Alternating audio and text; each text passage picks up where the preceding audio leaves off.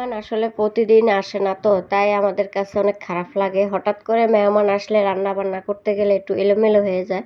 তো আগের দিন যদি কিছু কাজ গুছিয়ে রাখি তাহলে একদম সহজ হয়ে যায়। তো আসসালামু আলাইকুম, কেমন আছেন সবাই?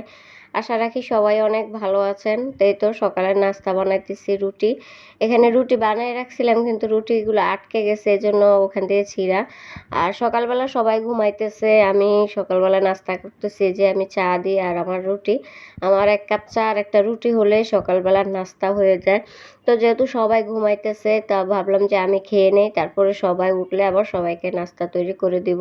নাস্তা তো তৈরিই আছে, শুধু ভেজে দিব আর কি।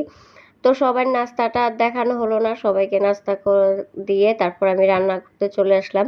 তো বাসায় মেহমান বলতে আমার ননাস আর ননাসের হাজব্যান্ড আসছে।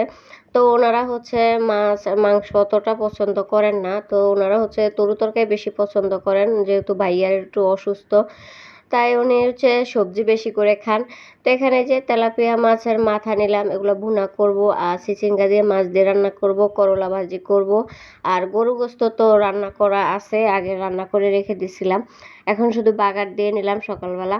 তো এই তো এখানে দেখেন একদম রান্নাঘরের অবস্থা কি অবস্থা হয়ে আছে, সব এলোমেলো হয়ে আছে।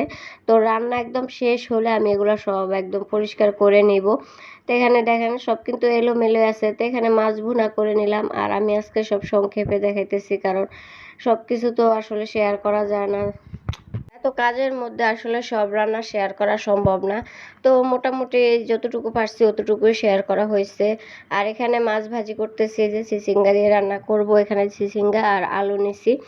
তো আসলে আমি তো আর রেসিপি দিতেছি না, প্রতিদিন কি রান্না বান্না করতেছি সেগুলোই দেখাইতেছি, এজন্য আর পুরা রান্না দেখাইতেছি না। আর এখানে যে করলা ভাজি করতেছি হালকা একদম একটু হলুদ দিয়ে। আমি কিন্তু করলা ভাজিতে বেশি একটা হলুদ দেই না, অনেকে তো একদমই দেয় না, আমার শাশুড়ি মায়ে হলুদ দিতে চায় না। তা আমি আবার ছোট একটা আলু দিয়ে দিলাম সাথে। আর এখানে কিন্তু তরকারি হয়ে গেছে, তরকারিতে আমি ধনিয়া পাতা দিয়ে দিলাম।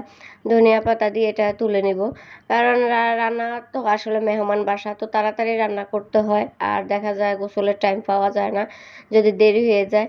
তো এখানে যে করলা ভাজিও কিন্তু হয়ে গেছে, করলা ভাজি এখন নামিয়ে নিব। আর আমার শাশুড়ি মা কিন্তু করলা ভাজি একদম একটু পোড়া পোড়া হলে খেতে ওনার কাছে ভালো লাগে, উনি নাকি সবুজ থাকলে ভালো লাগে না খেতে। তো এখানে গরু গোস্ত তো আমি বাগার দিয়ে নিলাম সকালবেলা। তো আসলে গরু গোস্ত না আগে রান্না করে রাখলে ভালো হয়, কারণ এটা হতে অনেক টাইম লাগে।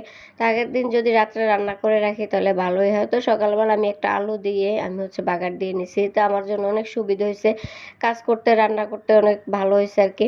তো আমার ভিডিও যদি ভালো লাগে থাকে অবশ্যই লাইক কমেন্ট শেয়ার করবেন। সবাই ভালো থাকুন, আল্লাহ হাফেজ।